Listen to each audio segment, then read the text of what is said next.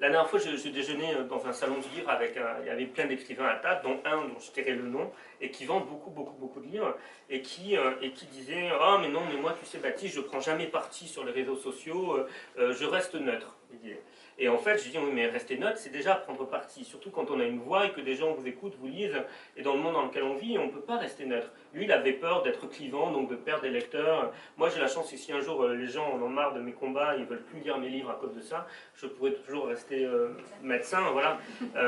Donc je ne lui jette pas la pierre. Mais quand, quand, on a un auditoire, eh ben il faut se battre pour les valeurs auxquelles on croit. Et moi, les gens qui me suivent savent que mon combat, de la même manière que Martin Winkler, lui, c'est plutôt les maltraitances gynécologiques. Moi, mon combat, c'est l'accueil des personnes LGBT, lesbiennes, gays, bisexuels et transgenres. Et ça, je le dis souvent. Moi, je peux écrire tous les romans du monde.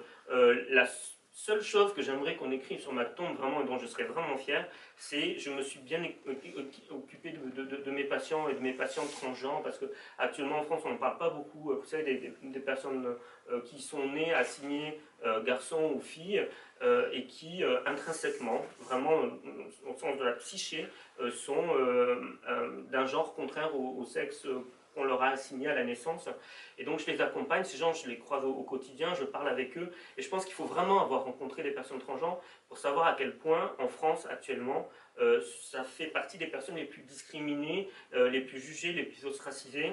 Et je crois qu'elles ont le droit d'avoir un médecin bienveillant qui les écoute, qui les soutient, qui ne les psychiatrise pas et qui les accompagne sur le plan psychologique, non pas parce qu'elles sont malades, mais parce qu'elles souffrent actuellement en France de ce qu'on appelle la transphobie, c'est-à-dire du regard des autres. Voilà. Vous savez, il faut le soutenir, le regard de quelqu'un qui vous dit « Vous savez, moi on me crache dessus dans la rue ».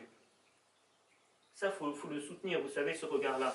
Et moi, l'idée qu'elles puissent avoir un endroit où elles peuvent venir, où on les écoute, ça me paraît important.